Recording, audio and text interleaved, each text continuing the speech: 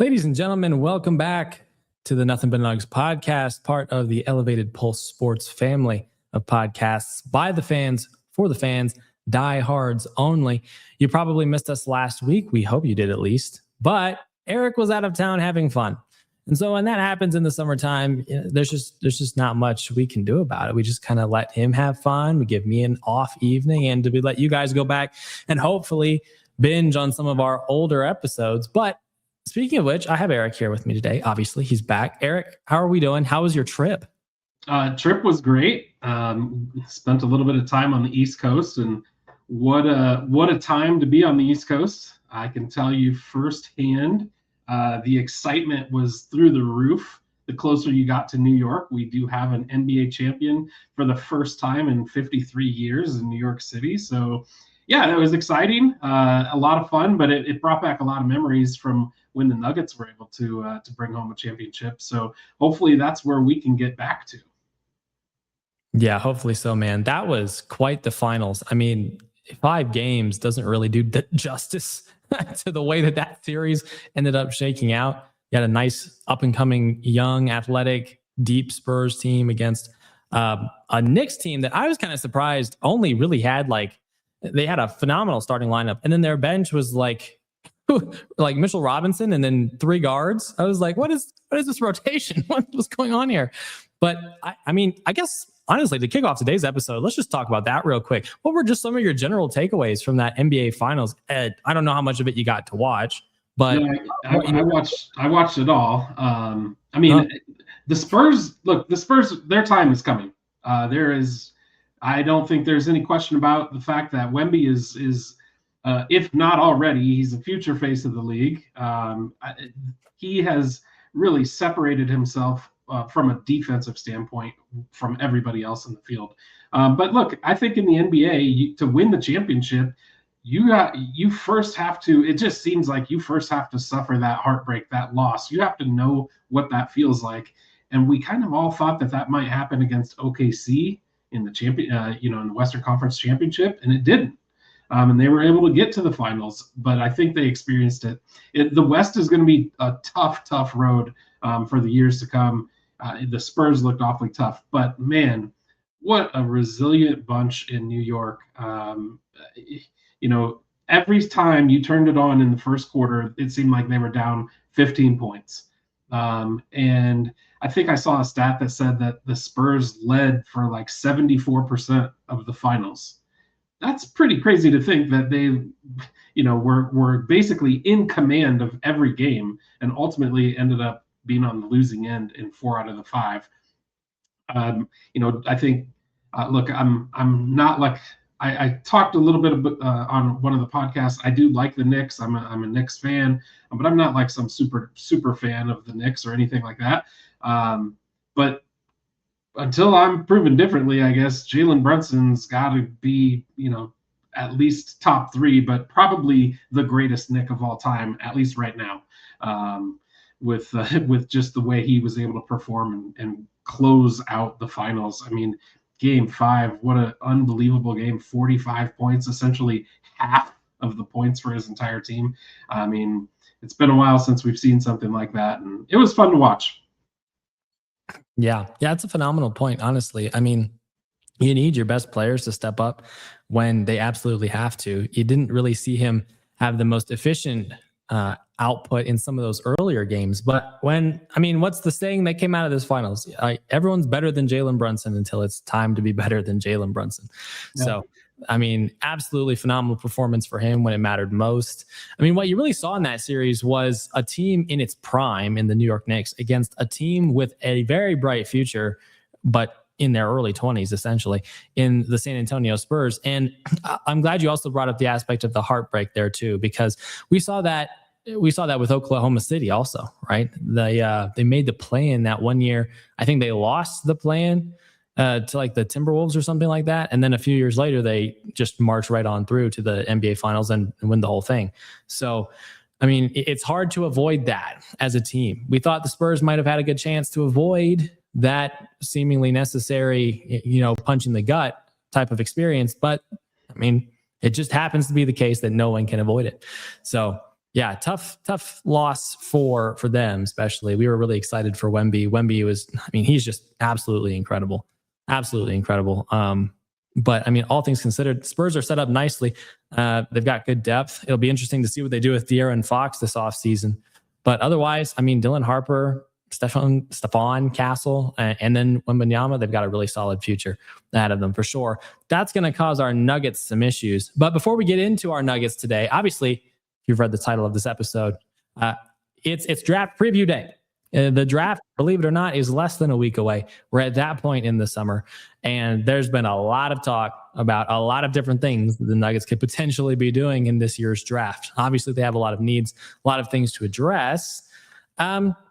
Before we get into that, though, obviously, this is a bit of a smaller news story that broke over the last 2 weeks that we haven't been here with you guys, but I mean, Chris Marlowe and Scott Hastings, the voice of Nuggets television for over 2 decades, right? I think at least one of them started in the 90s, if I'm not mistaken.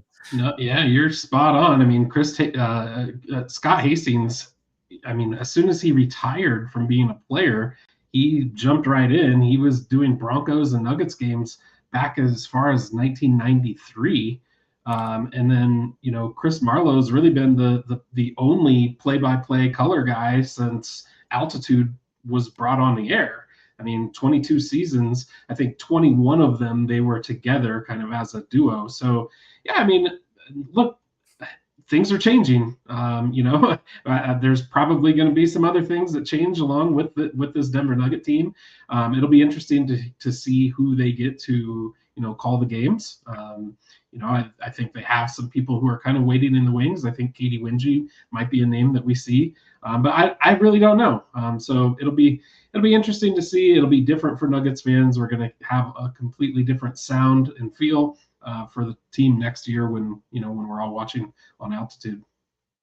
Yeah, mighty sad day, at least for some of us. I mean, obviously, I'm not sure if Chris Marlowe is still going to be doing the Olympics next time the Olympics come around. It's also fun to listen to him do some commentary on like volleyball and stuff. But I mean, as someone who's been watching Altitude probably since the early 2010s, I really loved listening to Marlowe and Hastings on television. They were just phenomenal. It was cool to just see the team grow with them and watch their experience of a team that went from being a playoff team to, you know, kind of really quite bad, you know, for a few years in there. Kind of just rebuild everything and then build into the Jokic, Murray era of Nuggets basketball. And to have them there at every step of the way on the broadcast was just really fun. It was really fun. But, you know, all good things must come to an end. So, that's right. You know, it's kind of unfortunate that they were let go. Now, correct me if I'm wrong, but Hastings is still going to be doing radio. Yeah. Yeah. As far as I understand, I mean, I think he's still on the radio, but so you can still hear him from there. And look, I loved him simply because he was a homer. Like that was the best part of Scott Hastings was the fact that he didn't care. He was going to tell it as it was, as a Denver Nugget fan through the Denver Nugget eye.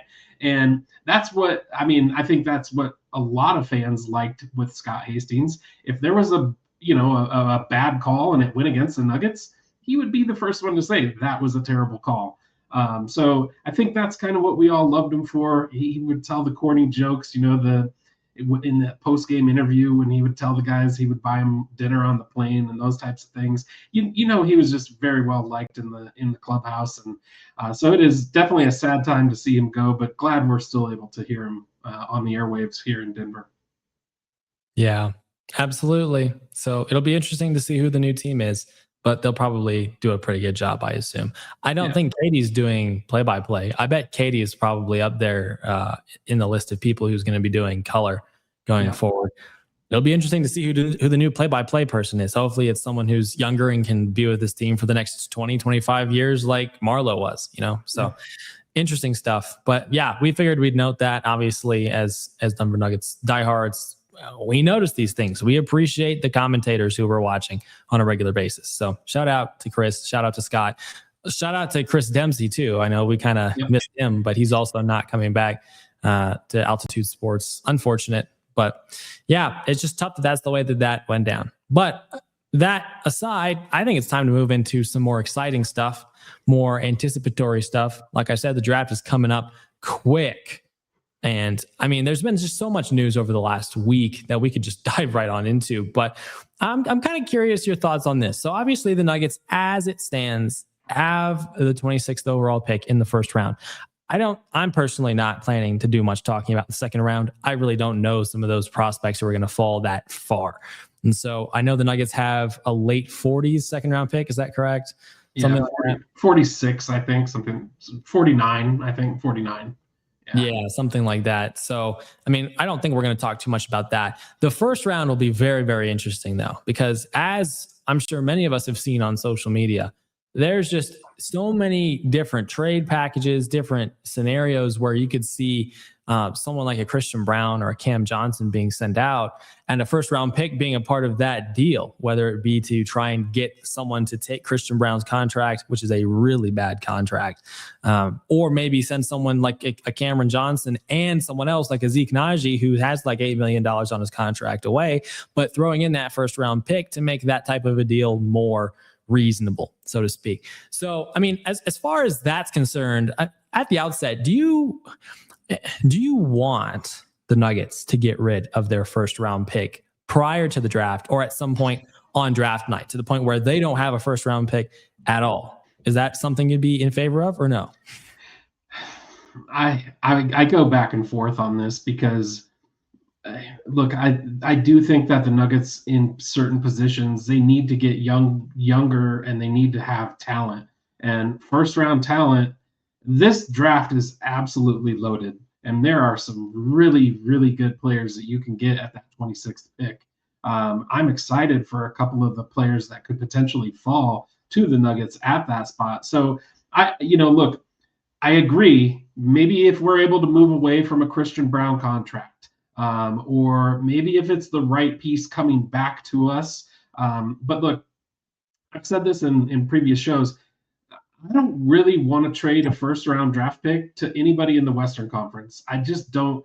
I don't need to see a guy, come back and haunt us because we traded away a first round draft pick.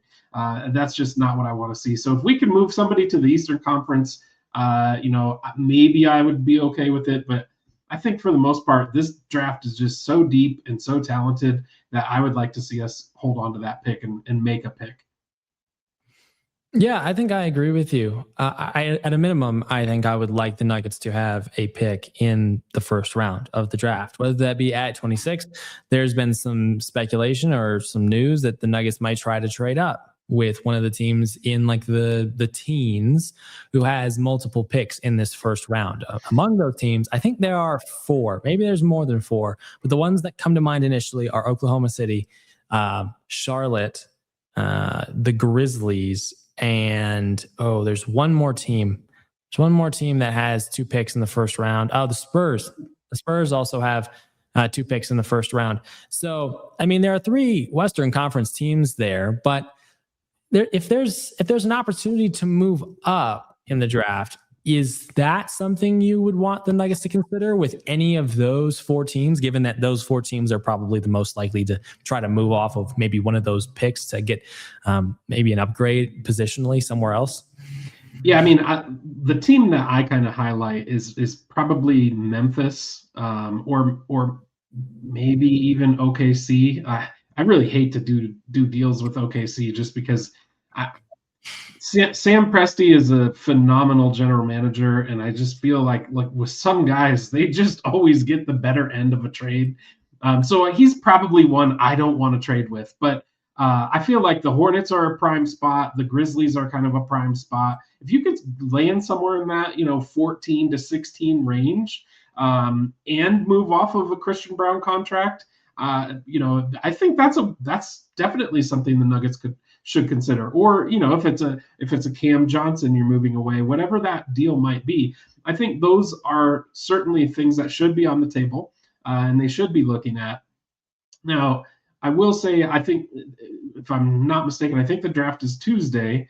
So I think if there's going to be a trade that's made, it's probably likely to happen over this weekend, because I think that with all the other things that are happening in the NBA and with all how deep and talented this draft is, I really think you kind of want to know before that draft starts where you're picking and who's, they have eyes on guys, I'm sure, and they really want to kind of hone in on who their pick is going to be. It's not to say something couldn't happen on draft day, of course, but I think, around the NBA, not just the Nuggets, around the NBA, I think this weekend is going to be a busy weekend.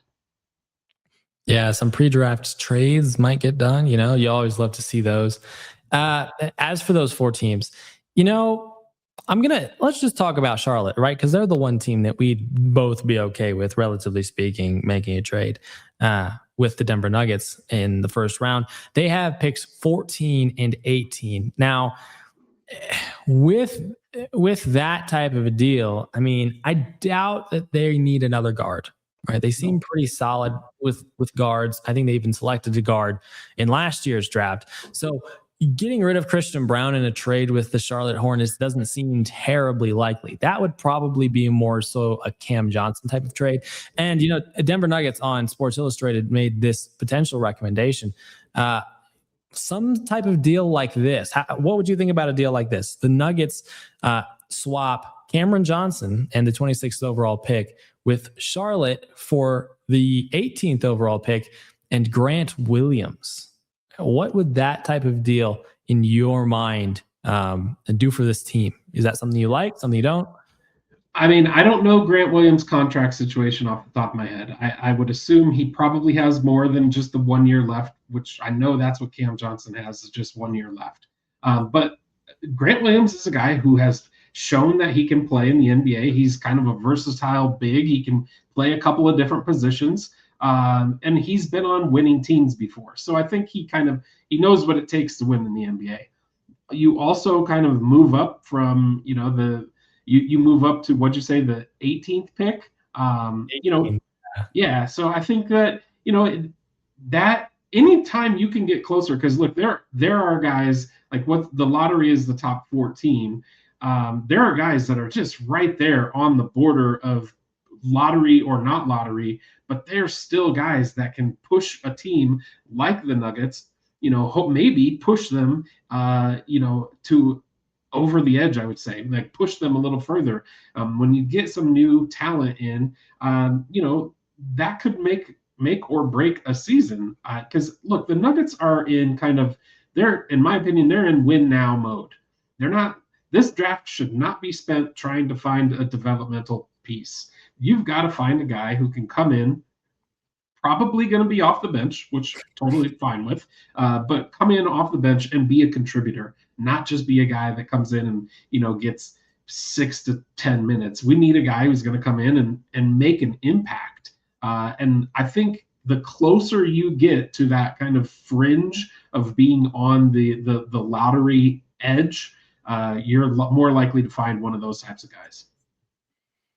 Yeah, this is very valid. As far as Grant Williams' contract situation, he has 1 year left on his deal, and it's for $9 million cheaper than Cam Johnson. Now, I'm not sure that Grant Williams would slot in as your starting 3. I think you'd still want to try to do something about that in free agency. Obviously, we'd like to get some depth at the forward spots in the drafts too. But Grant Williams would be a really solid bench piece. In about 20 minutes per game with Charlotte last year in 36 games played, granted, no pun intended, by the way, granted. The average 7 points per game, 4 rebounds, 2 assists, 39% from 3 on about 4 attempts per game. Half a steal, half a block, 5.6 plus minus. And here's actually the most intriguing thing about this type of deal, or for this type of guy. In 2025, 2026, his defensive rating was 106.3. Yeah. And so for a Nuggets team that needs a guy who's 6'7", kind of a solid wing defender, can guard 2 through 3, maybe 4 a little bit. I mean, I like that deal. You lose $9 million, free up some cap space. You get a higher pick in the first round. And you add a solid 3-and-D defender and player just overall to your team, which is something I have been talking about for the longest period of time. Those are the guys the Nuggets need around Nikola Jokic. And so that is the type of trade that I would personally love to see the Nuggets make, whether it be on draft night or before draft night. But I mean, that's just my personal take on that. As far as, I mean, some of these other trade situations, you don't really want to deal with the Thunder. I agree with you on that. The Thunder have picks 12 and 17. The team in the Western Conference Finals in 2025, 2026 has two picks in the top 20 in the next year's draft. Absolutely insane, the work that Sam Presti's done. But yeah, I don't really see the Nuggets trying to do a deal with them. I mean, the Spurs, same type of deal. Are you really going to, as the Nuggets, as the third seed in the West last year, are you really going to give one of your players to one of the two teams that you're competing with for, competitive rank in the Western Conference? I highly doubt that. And as far as the Grizzlies are concerned, I'm not sure what their picks are in the first round, but can it really be that much more valuable than a type of deal that we just discussed? I highly doubt it. So as far as pre-draft or during draft night trades that involve the Nuggets having a first round pick and moving off of someone like a Cam Johnson, I think that's a great deal. I'd take that 100% of the time. But let's start moving into some other prospects now. So we're assuming the Nuggets don't trade their first round pick and have 0 first round picks. We're going to assume that the Nuggets have a first round pick at some point in the 2026-2027 NBA draft. And so that said, CBS released an updated 2026 NBA mock draft earlier this afternoon that I kind of found pretty intriguing. So I think let's just walk through this. And as we kind of walk through this just generally, maybe we won't take as much time talking about some of the guys earlier on in the draft. But once we get to those teens, and maybe we'll start talking about some of these guys that might be worth trading up for if you're the Denver Nuggets trying to move up. And maybe we'll even play out some scenarios where the Nuggets don't trade up and who might be available for them at 26. Sound like a plan? Yeah, that sounds great. Word. Yeah, let's get right on into it. So as far as this mock draft goes, obviously, number 1 overall pick for the Washington Wizards is AJ DeBonsa in this mock draft. That makes sense. The Nuggets don't really have an opportunity to get a guy like that. And it's good for the Wizards, right? The Wizards are really needing to start their rebuild process, and they have a lot of different areas that they need to improve on. This is the guy that is probably going to go number 1 overall. As far as number 2, Darren Peterson, something very similar. 6'5" guards who have the type of skill set that Peterson has on the Utah Jazz is not something I personally, as a Nuggets fan, want to see in 2026, 2027. But I mean, the Jazz are right there. The Jazz honestly could be a sneaky contender. The Jazz are a sneaky good team. They have really good pieces, and I'm not a huge Darren Peterson fan. But look, he is a dynamic player when he wants to be. I think that's kind of what he showed at Kansas.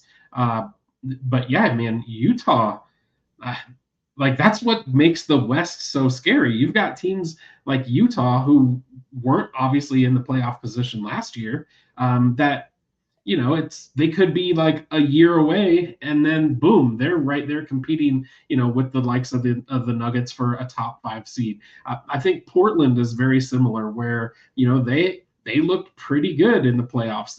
A couple of pieces here or there, and boom, they could be one of those teams. So, and it's just the West is so deep, and so when you saw, I think Oklahoma City pretty much kind of put that Western Conference in their back pocket. It was clearly them and San Antonio. They were 1 and 2. They were heads and shoulders above everybody else. But between 3 and 10, I think it was only like 3 or 4 games that separated that entire pack, and maybe a little bit more. But the West is really deep, and it only takes a few games here or there, and you're talking major changes in the standings. Yeah, and for a team like Utah, now you're starting to see, what is this, year 3 or year 4 for a guy like Keontae George, Walker Kessler, some of their core young guys, they're starting to edge right up on that age where, like we saw with Jamal Murray and Nikola Jokic, where these guys start to take the next step because they now understand how the game works, and they're starting to see their roles a lot more clearly. So adding a guy like Darren Peterson, I mean, that's a pretty scary Jazz team probably in the next few seasons. And so, not a good situation for the Nuggets to be in at that point. Now, another guy, round one, the third pick, Cameron Boozer. I guess there's been some debate, maybe, whether the Jazz might take Cameron Boozer. I mean, Cameron Boozer is a really solid overall player. But I mean, the Jazz just have so much front court depth that adding another forward really doesn't make much sense for them. But I mean, he's going to go to the Grizzlies probably with that third overall pick. One of the two that the Grizzlies have in the first round. So, I mean, that's not terribly surprising, is it? Right. No, I mean, I think it's kind of a toss up between him and Peterson. I do think you're probably right. They don't strike me as needing a ton, more front court help. But I think what Boozer has is Boozer, to me, anyways, he probably has a lower ceiling but a higher floor, if that makes sense, than Peterson, because Peterson was kind of erratic at Kansas, just from the standpoint of his playing time, his availability. So I don't know, that might scare teams off, but probably not when you're just looking at that much talent. His ceiling, I feel, is extremely high, comparatively speaking, to where Boozer sits. Yeah, I mean, I probably agree with you, honestly. Watching back over some Cameron Boozer highlights, I kind of drew the same type of conclusion. I was like, this is a really solid dude, but I don't really feel like this dude has the same type of ceiling, at least. That's not to say he can't be good, but I mean, a 6'5" guard who can do an awful lot, pretty much everything on the basketball court is really hard to find. And so, I mean, for that reason, yeah, you almost really do have to say that a guy like Darren Peterson has the slightly higher upside in theory. Again, on paper, just looking generally at who they are as a player. But I mean, on Memphis, we'll see what Cam gets the opportunity to do. He'll get a chance to do some cooking, well, one would presume, for a pretty poor Grizzlies team. Yeah. Round one, pick 4. This draft has Caleb Wilson going to the Chicago Bulls. Caleb Wilson, man, I mean, that's an athlete. That's not going to be a guy who's going to shoot incredibly well. I mean, mid-range, maybe, but that guy is not a guy you want to try to drive on. So, I mean, any thoughts about that pick? I mean, honestly, I think the pick is great. I think if we're just going to call it out, I think Caleb Wilson is a guy Mike Malone really wished he could have had stay in North Carolina another year. So he could get an opportunity to coach him, because I think he's going to be a phenomenal player in the NBA. Maybe not immediate giant impact, but I think he's going to grow into becoming a really good player. Yeah, for sure. I mean, he's a nice piece for a Chicago Bulls team that is kind of young and up and coming. I mean, they made a crud ton of moves at the deadline to reshuffle their entire roster. So, I mean, adding a guy like this to the fold, especially since they have so many guards and smaller guys, it's a good situation for them, all things considered. Round one, pick 5, they have the Clippers taking Keaton Wagler. Okay, now I watched back over some Keaton Wagler highlights. The first thought that came into my mind, it felt like I was just watching Jamal Murray. I'm not even going to lie. Their play style is so similar. I actually encourage people to go watch back over his highlights. I'm not the largest college basketball fan, so maybe people are familiar with his game more than I am, significantly. But I mean, I was watching his highlights again. I was like, that guy, it's just Jamal Murray. But I mean, what do you know? What do you know about Keaton Wagler? Do you think that's a good move for the Clippers? I mean, he was the stud at Illinois. That's what I know about Keaton Wagler. I didn't watch a ton of Illinois games, but what I was able to see of him, you took the words right out of my mouth. He's Jamal Murray 2.0. He just the way he handles the ball, his ability to shoot the ball from deep. He's, he can be streaky at times, but overall, the guy was a stud. He led Illinois in the NCAA tournament as a freshman. So I think that's a good pick. I hate to tip my cap to the Clippers. I don't want them getting better, but I think that'd be a good pick for them. Yeah, that'd be a very interesting point guard situation for them also going into 2027 because they got Darius Garland at Yeah. the trade deadline last year for James Harden. So interesting backcourt situation for the Clippers. But yeah, I think that's a pretty solid pick overall. You know, I mean, 40% from three as a freshman is really Yeah. kind of crazy. So yeah, solid pick at number 5. Round 1, pick 6, we have the Brooklyn Nets, and CBS has them taking Darius Acuff Jr. In that pick. I mean, 6'2" guard, kind of interesting player overall. I mean, 44% from three is really impressive, but I mean, size might be a tad bit of a concern. You know, I mean, athleticism also is a concern that some scouts have had about him. But any other thoughts about Darius Acuff Jr.? It is to the Brooklyn Nets, to be fair. Yeah, I mean, he Acuff was one of the more exciting players to watch last March during March Madness. I really liked watching him play. Now, does that mean it's going to translate to the NBA? I don't know. You know, does it always? No, certainly not. But he seemed like a finisher. You know, he obviously can shoot the ball well, 44% from three, scored 23 and a half a night while at Arkansas. So look, I mean, he's definitely, he was kind of that microwave type of scorer. He could, you know, whenever he heated up, he really got going. So that could be a good play for Brooklyn. But look, Brooklyn seems to be kind of that. It's almost funny because of the proximity, but they're like the New York Jets of the NBA. I hate to say it, but right now there's not many Brooklyn Nets fans in the tri-state area. It's all Knicks right now. So maybe they can sneak something under the radar. Who knows? But Acuff is a good player. Yeah. Overall, hard to complain about that at that spot. He had 49 points against Alabama. That was the highlight of his season, just to the point that you were making. So, I mean, to have a guy like him on a team with Michael Porter Jr., I mean, those are two guys who can just light it up every once in a while. I mean, Michael Porter Jr. had a pretty solid season overall, but like, it's just, they're those types of guys who at each of their levels have demonstrated, yeah, I can go for like 40 at one evening just randomly. So yeah, interesting situation that Brooklyn might find themselves in after making that selection. Round 1, pick 7, we have Michael Brown Jr. going to the Sacramento Kings. He's a point guard, 34% from three, 18 points per game. You know, I mean, he's a very complete player. That's the one thing that I noted when I was watching back over some of his highlights. He's a 3-level scorer. And pretty solid in every sense of the word. I mean, you think about a guy like Damian Lillard. I think that's a comparison that some people made for him. It feels like that is the case. So, any thoughts on Michael Brown Jr.? You know, I didn't see a whole lot of him. I didn't watch Louisville very closely last year, but look, a complete player. It's the Kings need a lot of pieces. So, you know, if they want to start at point guard with their process of kind of building, you know, I'm not going to argue with them. I don't think he's going to be a guy who's going to come in and, you know, light the league on fire, but really at a point guard position, what do you need? You need consistency. You need somebody who you can count on. And he seems to be that kind of player. Yeah, fair enough. I'll agree with that sentiment. Round 1, pick number 8, we have the Hawks. The Hawks, I think, also have 2 first-round picks. They're the other team I was thinking of. At this pick, CBS has them taking Kingston Flemings, point guard. He's 6'3".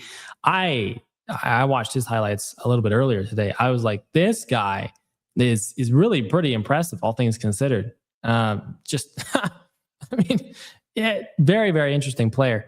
I mean, Houston's a pretty solid team overall, but it's 39% from three, 16 points per game, 5 assists per game. Any thoughts about Flemings? Super athletic guy. You know, I think that he's somebody that can come into Atlanta and, you know, be a piece that kind of fits. And, you know, I'm sure he would be able to come in and make an impact on their team. Look, Atlanta is another one of those teams. I know they're in the East, but they were another one of those teams that they're not far off. They have some really nice pieces.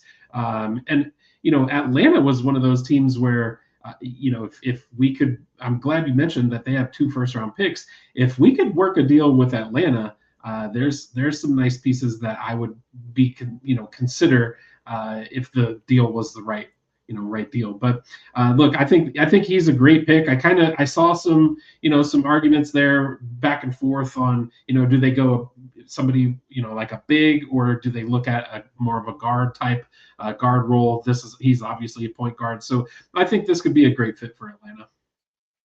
Yeah, yeah, for sure. I mean, this is just a dude who knows how to get to a spot and score. Yeah, So, I mean, now they have Nikhil Alexander Walker on that team too, don't they? yeah.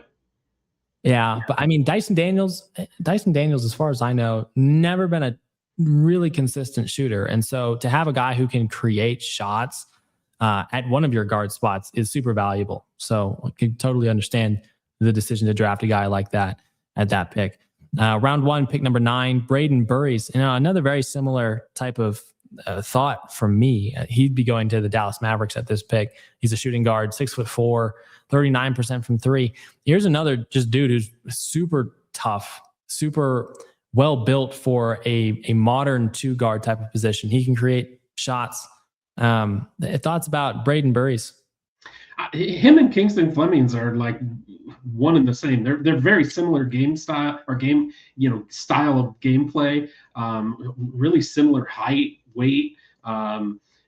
He's maybe a tad better at shooting percentage, from deep. But look, this class is loaded with talented freshmen, and that's the thing that you're at this point in the draft. The last, I think, 2 or 3 guys that we've talked about have all been freshmen, and it's like that's kind of where you start to say, well, how much of an impact are they really going to be able to make? Because you're talking about guys who are probably 18, maybe turning 19. Are they going to come in and be able to make a huge difference? Now, obviously, Cooper Flagg did, but I don't think these guys you're not talking Cooper Flagg type of talent. So, but again, you start looking at building, you got Cooper Flagg in place in Dallas.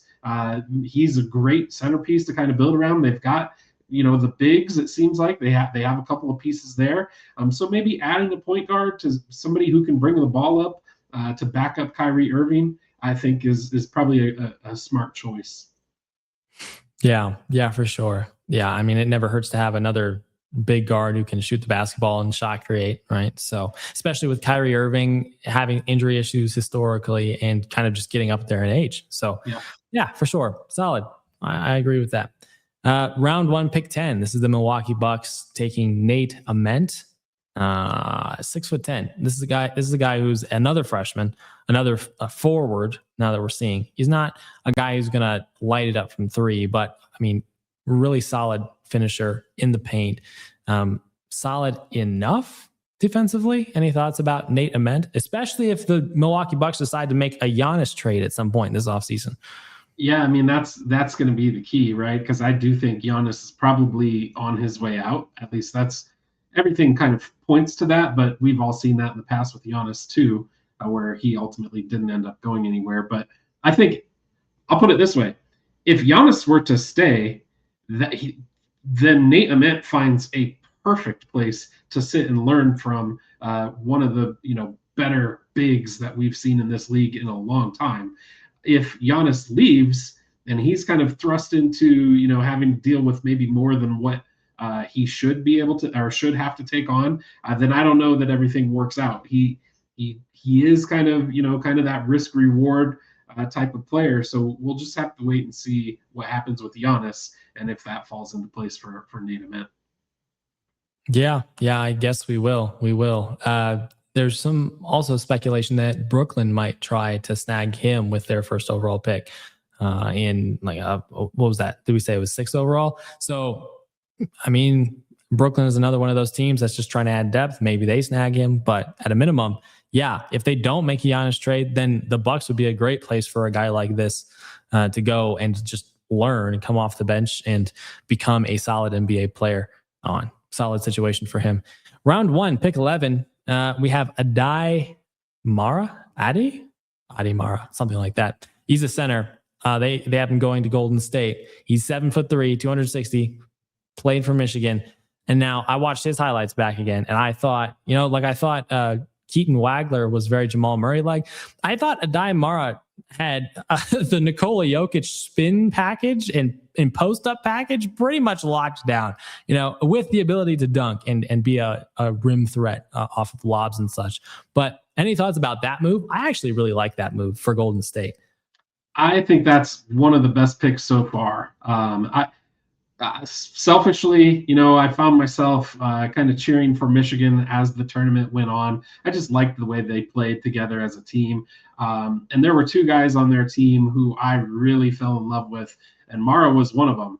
I could really see him playing very well with the Nuggets, and that was kind of my initial thought was, if maybe he needs to stop playing so well in the tournament so the Nuggets can have a chance to draft him. But ultimately, I don't think that it worked out that way. But I think this would be a great pick, for Golden State. They definitely are a team that's gotten older.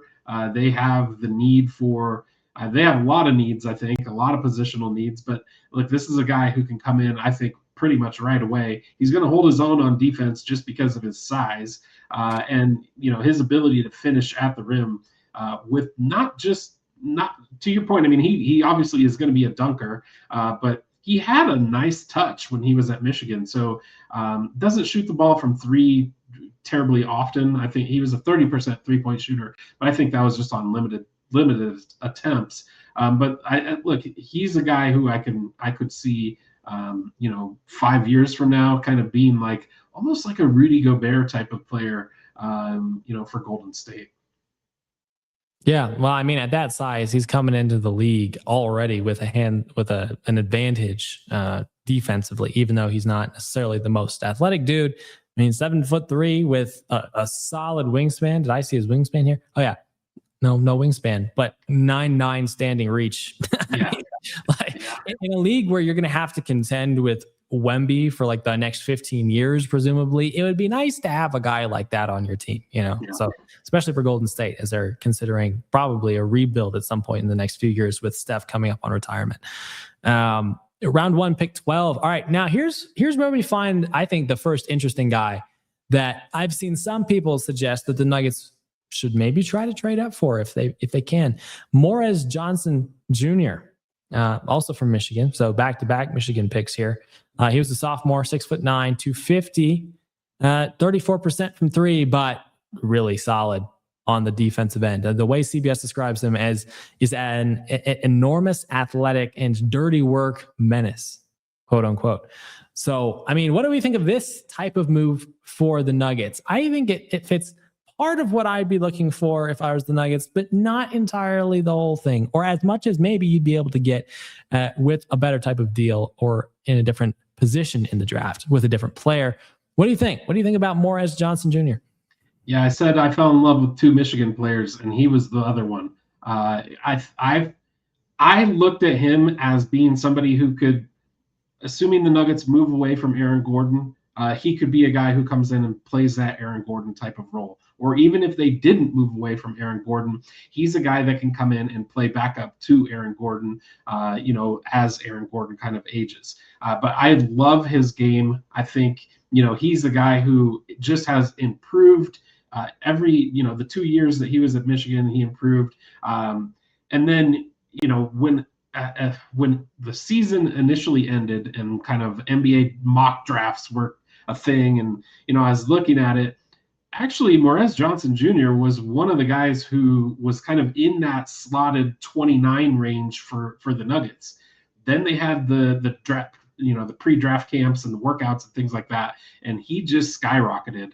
So if there was any way that we can get an opportunity to get him on the Nuggets, I think he would be a fantastic fit. So that's where I get torn, because I don't want to trade with OKC, but if it lands us a guy like Morez Johnson Jr., I might consider that. Yeah, right. That's exactly what Oklahoma City needs, right? Is another solid dude who can play defense and to give us problems at some point in the regular season or the postseason. Yeah, I mean, this guy's defensive skill set is off the chart. I mean, he's a very solid finisher at the rim. So he definitely fits more of the defensive emphasis part of what we're looking for this offseason. But I mean, 34% from three, it is what it is. It's not terrible. He can knock him down. I really I don't know how you would play him in our specific lineup, right? Now, I guess this comes down to philosophy, right? I think personally, one of the things I'd like to see the Nuggets do from a structural perspective this offseason is really make that offensive unit the first unit and make the defensive unit or the non-Jokic minutes unit the unit that has an emphasis more on stopping teams and being a solid lockdown defensive unit instead of being this team that can kind of balance a little bit of both and play normal basketball, right? It's hard to do when Nikola Jokic is on your team and he just does everything kind of unorthodoxly. But I mean, as far as his fit defensively, is not a bad look to have a guy like that at that size, at that position of need in that type of role. But again, you have Deron Holmes Jr. at the 3-4 type of position. I think Deron Holmes Jr. is a much better fit off the bench in what would be year 2, technically year 3 since he got drafted. And I think I'd much rather like to explore that if we're going to get significantly better 3-point shooting in a Nuggets offense that really does need to rely on drive and kick in order to succeed. So I like Morez Johnson. I wouldn't be upset about that at all. Dude is an absolute baller, especially defensively. But to move up to 12 to get that, I don't know if I would go that far. Seems like you might have to give up a decent amount of capital that the Nuggets might not even have to get him at pick 12. But I guess we'll see. Yeah, we'll find out. We might start moving a little bit more quickly through these, but stop a little bit when we find guys we like. Round 1, pick 13 is a guy I actually really like a lot. If there was one guy I think I could have the Nuggets take in this first round, I think it would be this guy. They have him going to the Miami Heat, but it's Yaxel Lendeborg. Okay. 37% from 3. He's 6'9". He's a senior, right? So he's played college basketball for a full 4 years. This feels like the type of guy that would just fit so nicely into this Nuggets team. Now, pick 13, right? Might not be something the Nuggets can get up to, but what are your thoughts on the third straight Michigan player being selected in this mock draft? Well, look, there's a reason why Michigan won the national championship. It's because they had a bunch of guys who could play. I think Yaxel is probably the most NBA ready guy, maybe in the entire draft. I just think he's so smooth at ball handling. He plays defense pretty well. He's able to shoot. He has a great mid-range game, which probably doesn't get talked about enough. And then, he was 37% from behind the arc. Look, I watched enough of Michigan games to know he's comfortable out there. He is a guy who can, kind of create his own shot, but he also is comfortable with that, catch and shoot position. So I think Yaxel would be a tremendous fit on the Nuggets. I don't know that the Nuggets would be able to get him, at 13. That's awfully high, but whatever they could do, if there is a slide on Yaxel, if he starts to fall into that 17-18 range, if there's a way for the Nuggets to move up and get him there, I think that's probably more likely. Yep. I'm going to agree with you there. I don't know if it's necessarily worth the capital necessary to move up to 13 to get him, but I mean, completely agree with what you said. He's got to be one of the most NBA ready players in this specific draft. He's a really solid, complete offensive player. He can move off of cuts. He can knock down his own shot. Not too bad at shot creation, And I mean, it's just another solid body. It's an NBA ready frame at 6'9", 240 pounds for a 3-4 kind of guy. And so I love that fit for the Nuggets so much. Phenomenal fit, I think, for this team. But it'll be hard to get a guy like that. So, round 1, pick 14, Hannes Steinbach. And my wife is German, so I have to be able to say that properly. This is not a guy I really heard much about from a Nuggets perspective. I mean, he's okay, but he's even at 6'10", 248. It's a solid frame. I think the defense probably is the largest area of improvement there that needs to be had. And so for that reason, I don't really think that is a guy that the Nuggets would have their eyes on necessarily. Maybe something similar with round 1, pick 15, Cameron Carr. I mean, 6'5", again, solid height for a guard who shoots in the upper 30s from 3-point range, percentage wise. But 184, we don't really have time for a guy to put on muscle over 2-3 seasons. We need guys who can come in and fill a role immediately and be instant impact contributors. Do you have different thoughts about Cameron Carr, just briefly? The only thing that I could say about Cameron Carr, though, his athleticism is through the roof, and he is a guy. He has to improve that 3-point shooting percentage. There's no doubt. But I think with on the right team with the right fit, he can definitely turn himself into a 3-and-D type of player. He's a little bit on the smaller side at 6'5", but his athleticism makes up for that. I saw in some of his highlights his ability to kind of condense the amount of space in between guys just from his ability to jump was something special. So I'd keep an eye out for that. Yep. Zach LaVine, if you will, if you're looking for a comparison. Yeah, right. Round 1, pick 16. Here's the other Memphis Grizzlies pick, Christian Anderson, point guard, 6'1", 180 pounds. Now, that's a very interesting size, right? Kind of small, but I mean, dude is a shot creator, 42% from 3, and he can actually knock that down in pretty much any situation. He can shot create, he can come off of screens, etc. Very solid pick for the Grizzlies. I don't think this is the type of guy that the Nuggets need right now, even though he's a solid shot creator. We really don't need small players. We need size and athleticism and solid defensive prowess. Now, he's not terrible defensively for his size, but I mean, at the end of the day, not an ideal pick, I don't think, for the Nuggets. Round 1, pick 17 is Oklahoma City again. Now we're starting to get into the range of guys that the Nuggets might be interested in. And so I've seen some people talking about this guy. Round 1, pick 17, Dalen Swain from Texas, 6'7", 211 pounds, small forward, 34% from 3. Again, I mean, he's going to make most of his living inside the paint at the rim. Solid defender, all things considered. What do you think about Dalen Swain? So he's one of the guys who I had kind of starred. He is definitely a guy I would love for the Nuggets to, whether he's there, when the Nuggets pick, or if they have to move up, he's a guy I would definitely strongly consider. Just his ability to, 17 points a game at Texas. I think he's kind of ranked as this number 2 guy at that small forward position.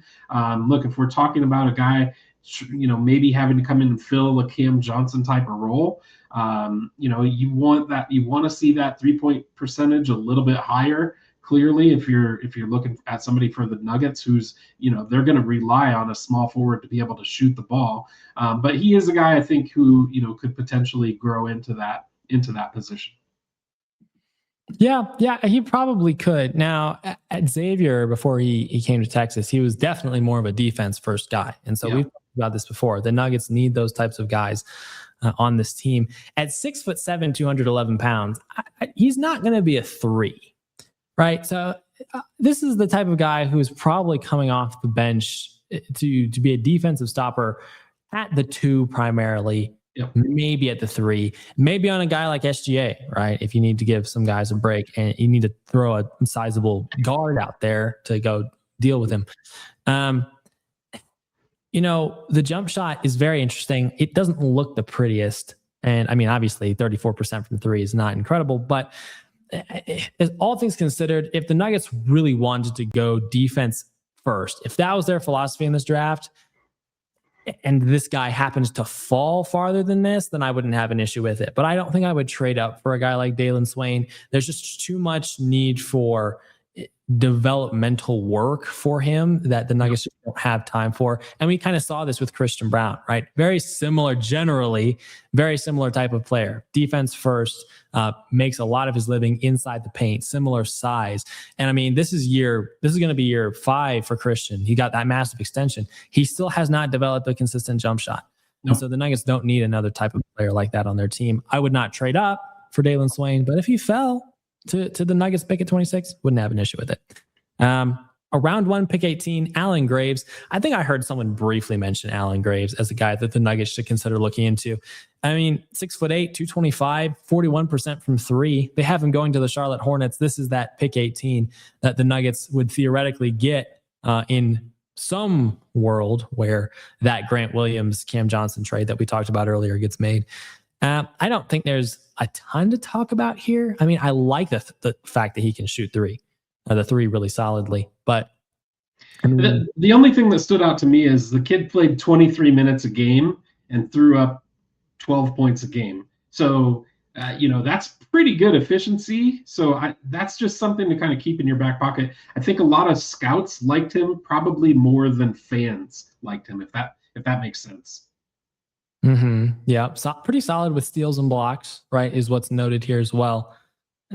Yeah, very interesting. It seems overall that the consensus on this guy, the thought in this mock draft is that this is a guy who's probably more of a gamble overall. Yep. And so I don't think the Nuggets should really pursue that type of avenue either.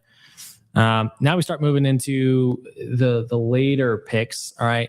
We got round one, pick 19, Bennett Stearns. He's 6'3", went to Iowa. They have him going to the Raptors.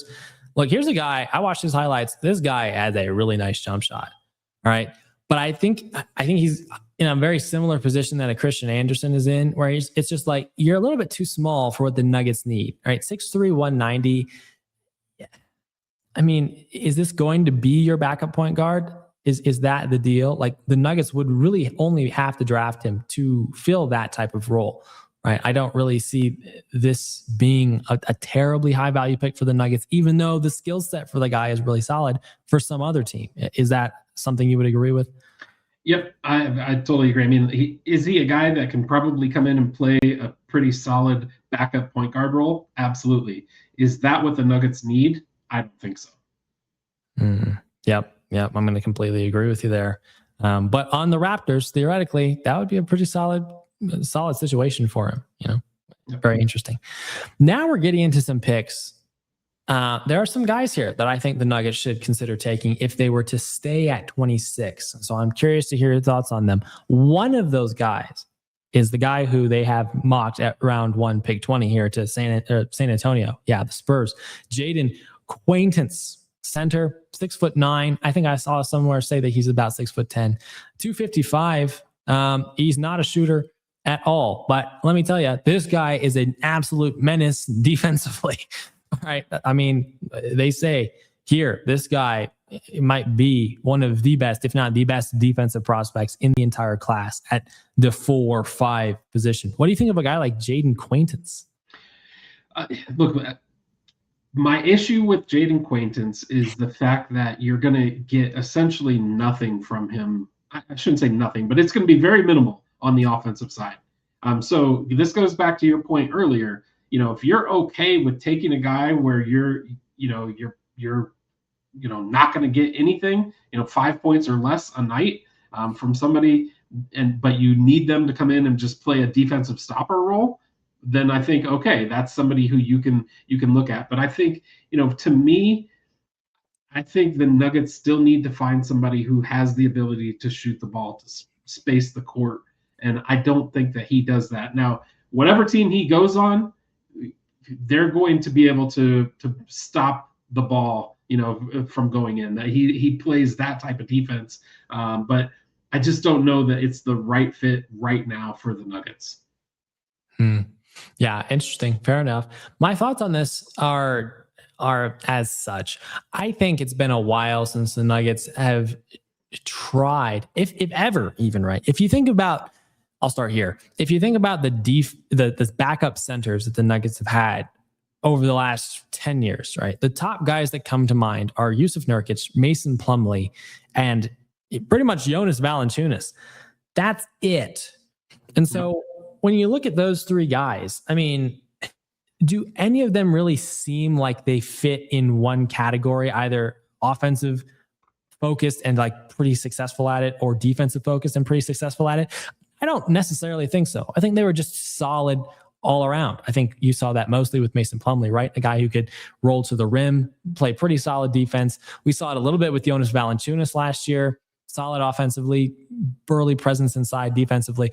I think that if the Nuggets were to try to commit that bench unit to being a more defensive oriented unit, and you need that guy in the middle who can really just get rebounds with other guys around him taking the shots, I think that would be a phenomenal situation for Jaden Quaintance to fit on this team within, right? I'm envisioning almost a bench unit where, I mean, point guard might still be out, but say you re-sign Bruce Brown, he's your 2. You re-sign Spencer Jones, he's your backup 3. You give Deron Holmes Jr., the second, an opportunity at the 4, and then you put Quaintance in there at the 5. I mean, Spencer and Deron would be your guys who are taking shots from the outside. Bruce Brown's kind of everywhere. And then Quaintance is just that big guy in the middle grabbing boards and playing solid defense. I mean, if that was the case, I wouldn't have many complaints, if any complaints, right? Especially at that point in the draft, right? So very interesting. It'll be interesting to see what the Nuggets think about when it comes to considering drafting bigs like centers in this draft. But interesting thought as far as that's concerned. We'll start to speed through a few more of these. Round 1, pick 21, LeBaron Filan. That's not a guy I'd really heard anyone talking about going to the Nuggets. 6'3", 175 as a guard. That's probably why. He's going to the Pistons at that round, in that position in this round. Pick 22, Koa Pete. I mean, worth mentioning. I saw some people say that he might be a guy the Nuggets might or should consider at pick 26, not necessarily worth trading up for. I watched his highlights. He pretty much looks like he looks like Aaron Gordon, minus the jump shot. You know, that's not necessarily as consistent as AG has become over the years. And I'm not saying that they are very comparable, even just because they went to Arizona, both of them. But I mean, interesting. Any thoughts on Koa Pete briefly? I mean, he comes from, you know, a lineage. So, right, his dad was a professional athlete. So anytime you're able to find people who kind of fit that model or fit that mold, you know, it's worth considering. I think he is an interesting pick. I do think that he might take a little bit more, I won't say kind of that Christian Brown role where he, you know, takes a little bit of time to grow into, but he is just a freshman. Didn't play a ton of, you know, he played pretty much pretty solid minutes at Arizona, but I don't think he was somebody who was relied on heavily, at least not in March Madness. So interesting pick. Somebody I would definitely consider, though, if he fell to us. Yes. Yeah, for sure. I agree with that, by the way. I don't necessarily see him as a guy who's ready to contribute immediately. He's definitely a guy who has to refine some things at the NBA level. But, I mean, he's got an NBA-ready build, and in theory, that's something you could plug in. And he's pretty quick. He's a guy who can get out and run, you know, in certain situations. And so the Nuggets like to be a fast break team. It'd be cool to see this guy catching alley-oops, let's say, on a fast break. But yeah, that's pick 22 to the 76ers is where they have Koa Pete. Round 1, pick 23, Henry Visar. I'm going to just speed through that one really quickly and say no. 43% from 3 for a guy who's 6'11" is pretty impressive. But I mean, the defense, I just don't. That's just not going to be a situation here for the Nuggets. The Nuggets don't need a 3-point shooting center right now. They need a defensive center, if anything. So that he's going to the Hawks at pick 23. Pick 24, Kareem Lopez from Mexico. I didn't even actually know who this guy was until I looked at this mock draft. Probably not a guy on the Nuggets radar. He's going to the Knicks at pick 24 as a power forward. Round 1, pick 25. Now you're going to have to tell me about this. This is a guy who I think if he fell to 26, I think I would love to see the Nuggets take him. Again, thinking through that very similar lens of backup big who is out there almost purely for defense and rebounds off the bench. Terrace Reed Jr. from UConn. All right, 6'10", 265. Okay, NBA ready, NBA size, not a shooter, but 9 boards a game. And I mean, solid defensive skill set.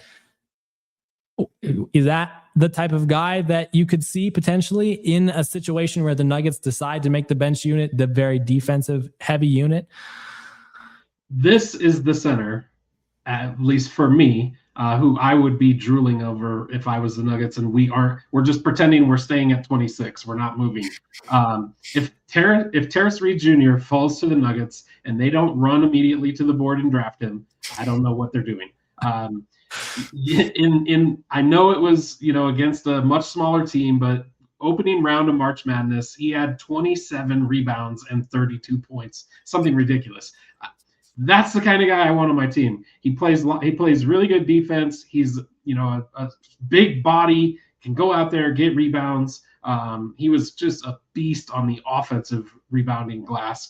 So look, I think that's the guy for me. I know we talked a little bit about about what was his name, Quaintance. I think he's just a more refined player than Quaintance is. So he would be the guy who I would love for the Nuggets to see at draft at 26. Yeah, for sure. That is my favorite. I saw that guy. I was like, that needs to happen. That is the guy the Nuggets need to take. If I was GM, I would try to make that happen for sure, for so many different reasons. Now to round 1, pick 26, where the Nuggets are. This mock draft has the Nuggets taking Ebuka Okori, point guard from Stanford, 6'1", 185 pounds. So he's literally my size. That does not say very much though.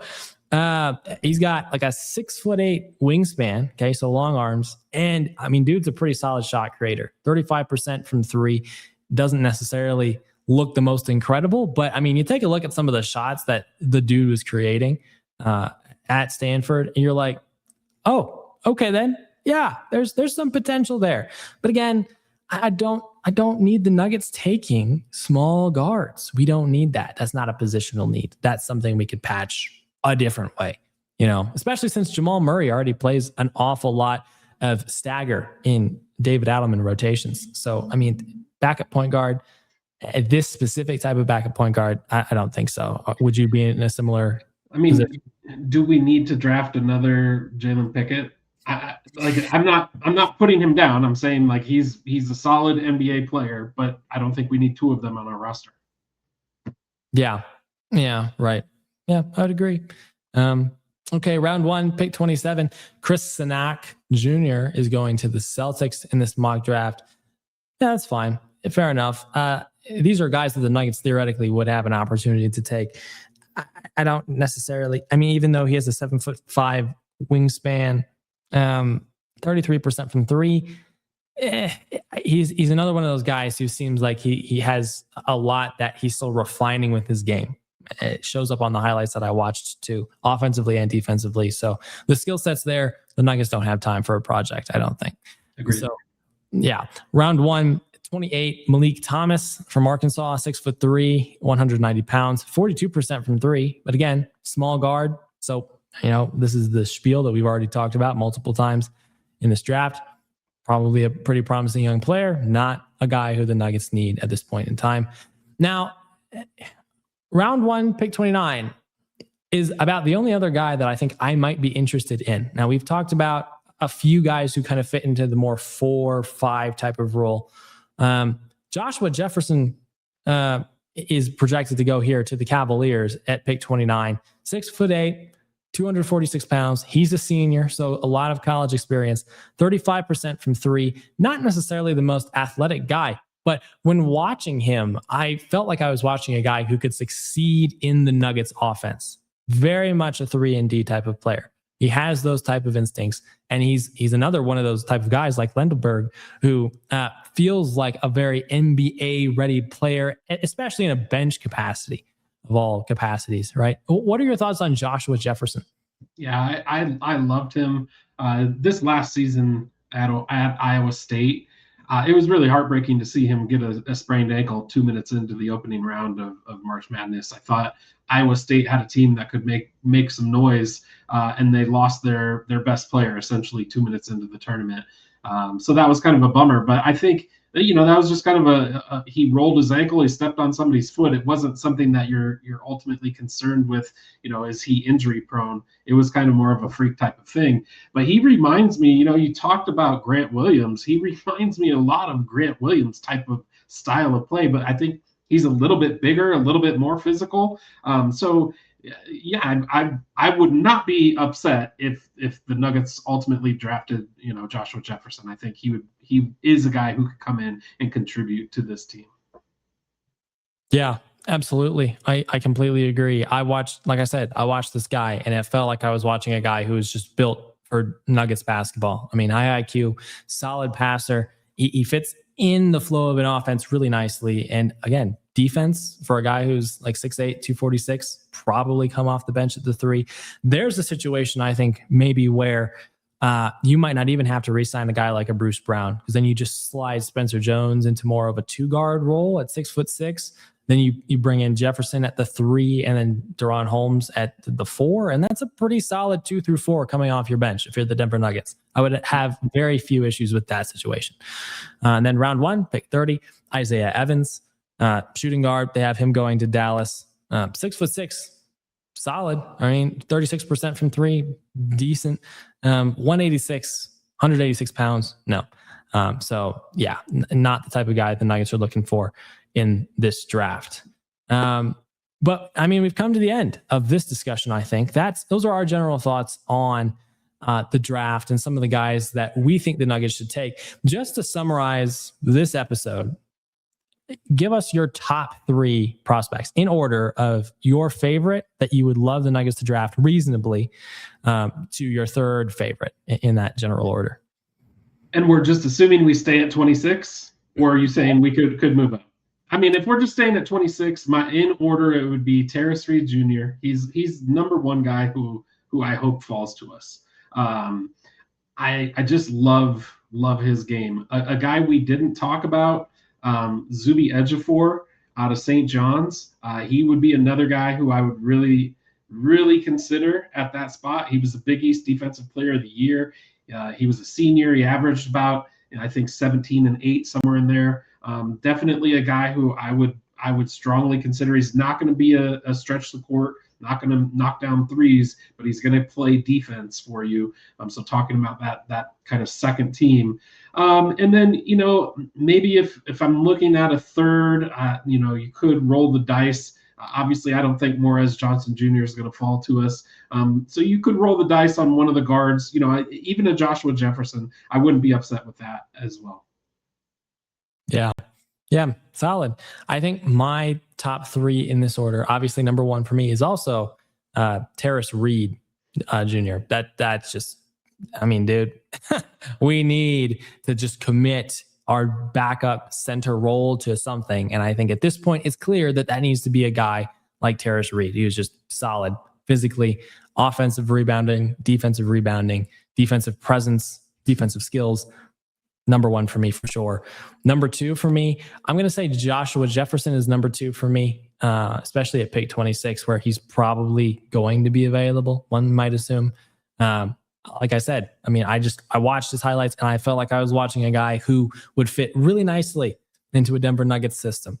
So again, you like the fact that he's played a lot in college, very NBA ready, physically, experientially, what have you.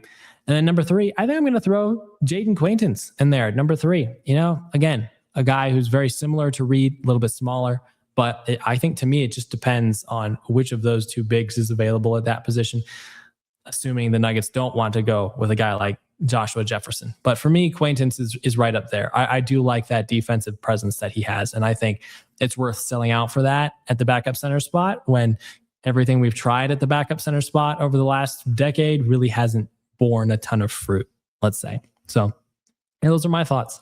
Any other closing thoughts as we wrap up this episode? No, I think we touched on a lot of guys.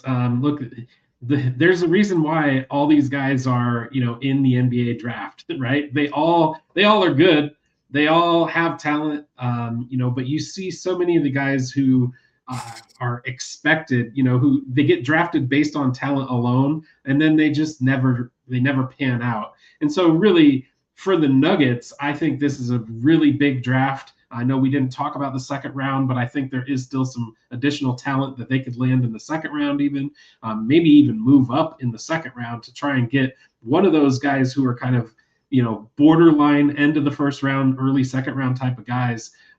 because I think that, like I said earlier, the Nuggets are in a win now type of position, and they've got to also be cognizant of, hey, we do have some guys who are getting older, so we need to kind of make sure we're thinking about what we're going to be doing in the future as well. So I don't know. I think that's just my thoughts. I'm excited for Tuesday. I always love the NBA draft. It's a good time, and it doesn't take 5 days like the NFL draft. So that's my favorite part. Yeah, absolutely. You just kind of get through the draft effectively. So, yeah, I mean, good stuff, man. I don't really have anything else to add. I think it's a very intriguing draft. I think that there's an opportunity for us to get better in certain ways, but I also think it's clear that some of our competitors are going to get better in some ways as well. And so I'm not terribly thrilled with that, but it'll be an offseason that really tests the grit, let's say, of this front office to see what exactly they're willing to do to take advantage of the best remaining years of a top 10 NBA player of all time. And so it'll be very interesting to see what they do. With that being the very focal emphasis of this offseason. So good discussion, man. Very fun talking draft stuff with you. Thank you to everyone who listens to this episode. We're very happy to be back with you. We'll be back with you next week for our free agency preview, and we'll also recap the draft as well, assuming the Nuggets keep their picks and don't do anything too crazy in the next few days. But till then, enjoy the draft. Follow us on social media if you haven't already, not just us individually if you'd like to, but definitely go follow the Nothing But Nugs page. We're trying to be more active on there, be more engaging with you guys. So go ahead and check that out if you haven't already. So till next week, take care. Thank you for listening to this episode, and we'll see you then. Peace out. Go Nuggets.